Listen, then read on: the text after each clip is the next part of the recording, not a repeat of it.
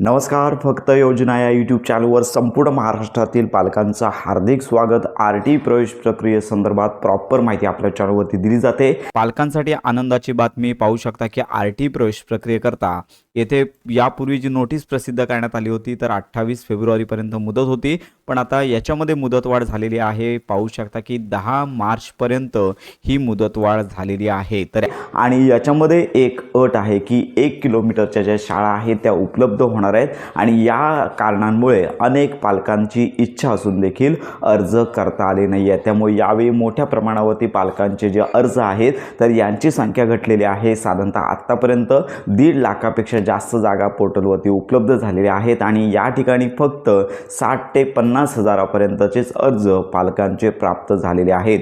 अनेक पालक मोठ्या प्रमाणावरती अर्ज करत आहेत, पण अर्ज केल्यानंतर आम्हाला 1 किलोमीटरच्या अंतरावरती शाळाच दाखवत नाही आहेत, 1 ते 2 शाळा दाखवत आहेत. मग अशा प्रकारचे प्रश्न त्यांच्या समोर निर्माण झालेले आहेत. मग आता याच्यावरती तोडगा काय, तर एक तर शासनाने लक्षात घ्या की 1 दिवसा अगोदर या आरटी प्रवेश प्रक्रियेअंतर्गत 1 किलोमीटरच्या अंतराचा नवा जो नियम आहे तो प्रसिद्ध केला आणि याच्यामुळे काय होणार आहे की 1 किलोमीटरच्या शाळा, लक्षात घ्या की तुमचं जर घर शाळेच्या 1 किलोमीटरच्या जवळ असेल तरच तुम्हाला हा जो अर्ज करता येणार आहे. खरं तर ही योजना समाजातील वंचित घटकातील जे पालक आहेत, जे आर्थिकदृष्ट्या गरीब आहेत अशा पालकांसाठी ही योजना आहे. पण सगळ्यात महत्त्वाची बाब म्हणजेच इंग्रजी माध्यमांच्या ज्या शाळा आहेत त्या शहरामध्ये असतात, त्यामुळे अशा गरीब पालकांचे शहरामध्ये रूम्स नाही आहेत. त्यामुळे पूर्वी काय होत होतं की 1 किलोमीटर किंवा 2 किलोमीटर किंवा 3 किलोमीटर त्यापेक्षा जास्त जर अंतर असेल तर सर्वच पालक अर्ज करत होते आणि त्याच्यानंतर लॉटरी पद्धतीने ही जी शाळा आहे ती मिळत होती.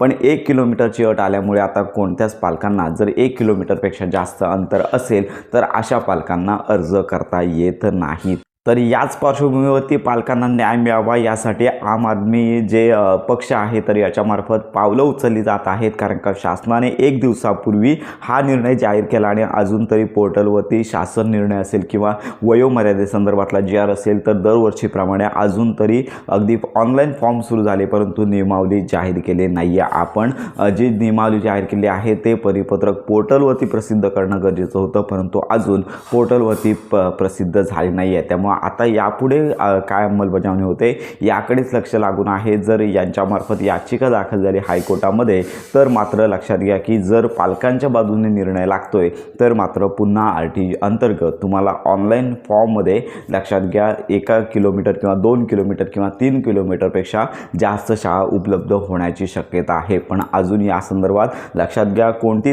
पण अजूनही ही प्रोसेस आहे सुरू झाली नाही आहे. याच्या अंतर्गत काय होतंय याकडे सगळ्यांचं लक्ष लागून आहे. खरं तर वंचित प्रवर्ग म्हणजेच समाजामध्ये दुर्बल घटक आहेत, ज्यांचं उत्पन्न कमी आहे, गरीब आहे, अशा पालकांना त्यांच्या पाल्यांना इंग्रजी माध्यमांमध्ये प्रवेश मिळवून देण्यासाठीची ही आरटी 25% योजना आहे. परंतु शासनाने जे नियम काढलेले आहेत याच्यामुळे बहुतेकशा पालकांची इच्छा असून देखील, गरीब परिस्थिती असून देखील आरटी अंतर्गत त्यांना शाळा मिळण्याची शक्यता कमी आहे. त्यामुळे आता मुदतवाढ होणार का, किंवा आम आदमी जो पक्ष आहे यांच्यामार्फत जर याचिका दाखल झाली तर त्याच्यानंतरचा जो निकाल लागतोय तो पालकांच्या बाजूने लागतोय की शाळांच्या बाजूने लागतोय यावर सर्वस्वी डिपेंड आहे. जर निकाल पालकांच्या बाजूने लागला तर 100% मागच्या वेळी देखील ही परिस्थिती निर्माण झाली होती की साधारणतः संपूर्ण महाराष्ट्रामध्ये केवळ स्थानिक स्वराज्य संस्था म्हणजे जिल्हा परिषदच्या शाळा आहेत त्या उपलब्ध झाल्या होत्या. त्याच्यानंतर संबंधित पालकवर्गामार्फत किंवा संघटनेमार्फत याचिका दाखल झाली आणि निकाल पालकांच्या बाजूने लागल्या आणि पालकांना सर्व शाळा उपलब्ध झालेल्या होत्या. मग अशाच प्रकारची ही अंमलबजावणी होणं गरजेचं आहे जेणेकरून पालकांना त्यांच्या पाल्याचा प्रवेश इंग्रजी माध्यमांच्या शाळेमध्ये घेता येणार आहे. तर अशा प्रकारची ही अपडेट आहे. थोडी प्रतीक्षा करा, या संदर्भातले अपडेट लवकरच या संदर्भात प्रसिद्ध होणार आहे आणि आपण देखील या संदर्भात प्रॉपर माहिती घेत आहोत. फॉर्म भरून ठेवा. फॉर्म भरते जर चुका झाल्या असेल तर फायनल फॉर्म सबमिट करण्यापूर्वी फॉर्म डिलीट करा आणि पुन्हा फॉर्म भरा. तर अशा प्रकारची ही महत्त्वाची अपडेट आहे. तर आरटी प्रवेश प्रक्रियेसंदर्भात तुमच्या जर काही शंका असतील तर आपल्या व्हिडिओच्या कमेंट बॉक्समध्ये नक्की कळवा. योजनांसंदर्भात खात्रीशीर माहितीसाठी, आरटी प्रवेश प्रक्रियेसंदर्भात परिपूर्ण माहितीसाठी आपल्या फक्त योजना या यूट्यूब चॅनलच्या कनेक्टमध्ये राहा.